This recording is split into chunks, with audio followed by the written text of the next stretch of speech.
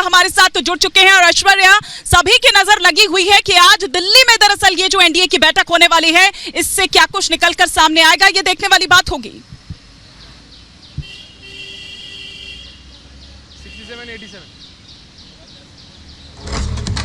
जी हाँ बिल्कुल, और यही मैं अभी अपने इंग्लिश चैनल पे बता रहा था कि आपको समझना पड़ेगा, प्रधानमंत्री ने बिल्कुल बजा दिया है। प्रधानमंत्री नेम एंड शेम कर रहे हैं। प्रधानमंत्री ये कोई वील्डेड अटैक नहीं कर रहे हैं, प्रधानमंत्री कोई शील्डेड अटैक नहीं कर रहे हैं, वो डायरेक्टली नाम लेके बोल रहे हैं। वो कह रहे हैं कि ये जो कट्टर भ्रष्टाचारी सम्मेलन है, क्योंकि आज शाम को जो एनडीए की बैठक होनी है वो इस अशोका होटल में होनी है, जिसके बाहर मैं अभी खड़ा हूं।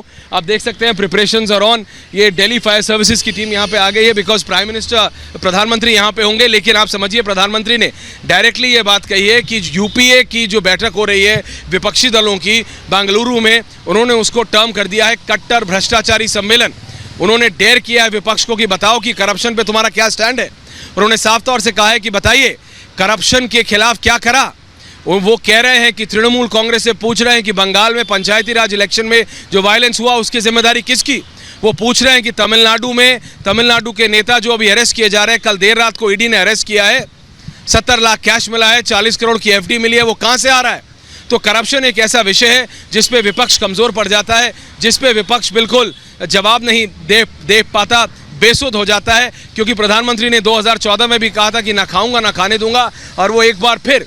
और आप देखिए ये एक फ़र्क है, इस बार कोई गाइडेड अटैक नहीं है, इस बार कोई वील्डेड अटैक नहीं है, सीधा सीधा आमने सामने की लड़ाई है और प्रधानमंत्री इसको लीड कर रहे हैं। प्रधानमंत्री डायरेक्टली कह रहे हैं विपक्षी दलों के गठबंधन को वो कट्टर भ्रष्टाचारी सम्मेलन बुला रहे हैं। That's the line.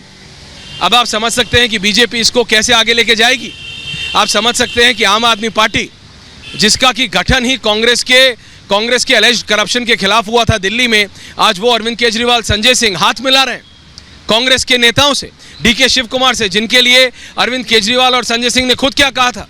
तो ये बात समझनी पड़ेगी और इसीलिए वो कह रहे हैं कि क्या स्टैंड है आपका करप्शन का, जरा बता दीजिए। और यहाँ पे विपक्ष नहीं बोल पाता, कुछ भी नहीं बोल पाता, कांग्रेस कुछ नहीं बोल पाती, आम आदमी पार्टी शांत हो जाती है, समाजवादी पार्टी गोल गोल घूमने लगती है। हमने देखा कि अखिलेश यादव के किस तरह के कॉमेंट्स आ रहे हैं। अखिलेश यादव साफ तौर पर कह रहे हैं कि भाई देखो अब तो हर कंधे पे जिम्मेदारी है। बिल्कुल है जिम्मेदारी, लेकिन किसकी? सत्ता पे आने की। किस लिए सत्ता में आने की? क्योंकि प्रधानमंत्री कह रहे हैं कि सबको करप्शन करना है।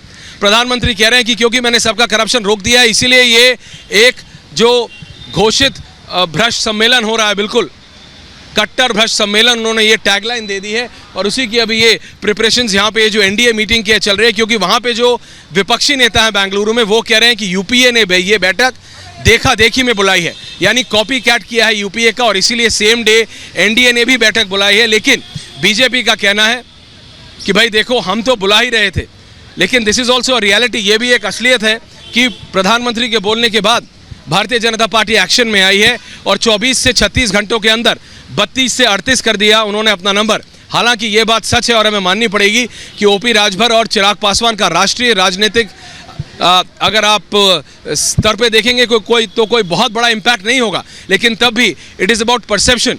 एक ये आइडिया है जो कांग्रेस पार्टी सारे क्षेत्रीय दलों को देना चाह रही थी कि बीजेपी कोएलिशन धर्म निभाना नहीं जानती, और इसी को तोड़ने के लिए जगत प्रकाश नड्डा ने 24 से 36 घंटों में 32 से 36 दल अपने साथ ले आए हैं। वो तो ये एक मैसेज है उन सबको। और अभी भी उन 38 दलों की लिस्ट पूरी नहीं है। चिराग पासवान हमें मालूम है, ओपी राजभर हमें मालूम है, लेकिन मायावती कहाँ है? क्या वो आज उनका कोई भी रिप्रेजेंटेटिव इस अशोका होटल में होगा?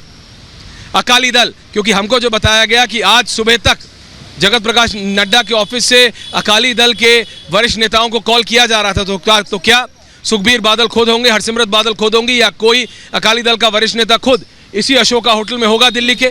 तो वो सारी चीज़ें हमें देखनी होंगी। लेकिन ये मैसेज दिया जा रहा है कि यूपीए को भी, यानी भारतीय जनता पार्टी को भी, माफ़ कीजिएगा एनडीए को, भारतीय जनता पार्टी को भी जो कोएलिशन धर्म होता है वो निभाना आता है। क्योंकि कांग्रेस यही कह रही थी सारे के सारे क्षेत्रीय दलों से कि तुम बीजेपी की तरफ जा रहे हो, लेकिन बीजेपी तो कोएलिशन धर्म निभाना ही नहीं जानती।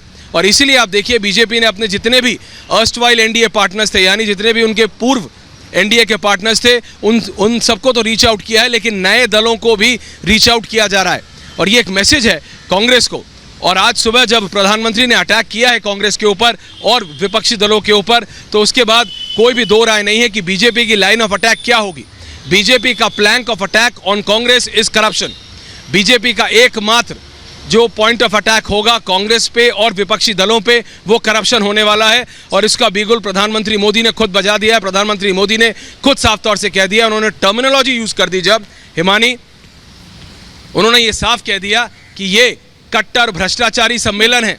उन्होंने पूछा कि क्या ये करप्शन पे अपना स्टैंड बता सकते हैं, क्या ये बता सकते हैं कि अभी जो तमिलनाडु में करप्ट लीडर्स अरेस्ट हो रहे हैं, इस सब का सिर्फ एक ही काउंटर है हिमानी जो आता है कांग्रेस की तरफ से कि आप ईडी पे, सीबीआई पे, एजेंसीज पे ये लोग अटैक करते हैं लेकिन करप्शन पे कुछ नहीं बोलते।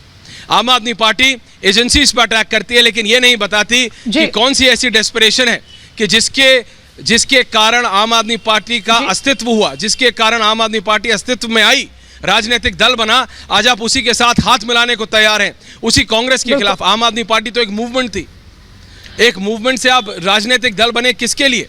आप कांग्रेस के खिलाफ आप राजनीति में आए और आज आप इतने डेस्परेट हो रहे हैं कि आप कांग्रेस से ही हाथ मिलाने को तैयार हैं, तो किस लिए?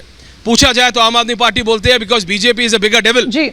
तो ये तो समय के अनुसार आप अपना विपक्ष चुन लेते हैं और फिर अपने साथी चुन लेते हैं, लेकिन जनता को जवाब देना पड़ेगा। और इसीलिए, लेकिन एक बात साफ है, मैं सिर्फ ये कहना चाहता हूं before I hand it over back to studios कि 2024 का बिगुल बच चुका है। ये पॉलिटिकल टेम्परेचर्स दिल्ली में सिर्फ एक दिन कुछ घंटों के लिए ज्यादा नहीं, अब से लेके 2024 तक प्रधानमंत्री ने खुद जिस तरह से आज नेम एंड शेम किया है, डायरेक्टली नाम लेके बोला है, विल्डेड अटैक नहीं किया है, तो ये साफ है कि अब the political temperatures are going to remain high Himani till the 24th general election.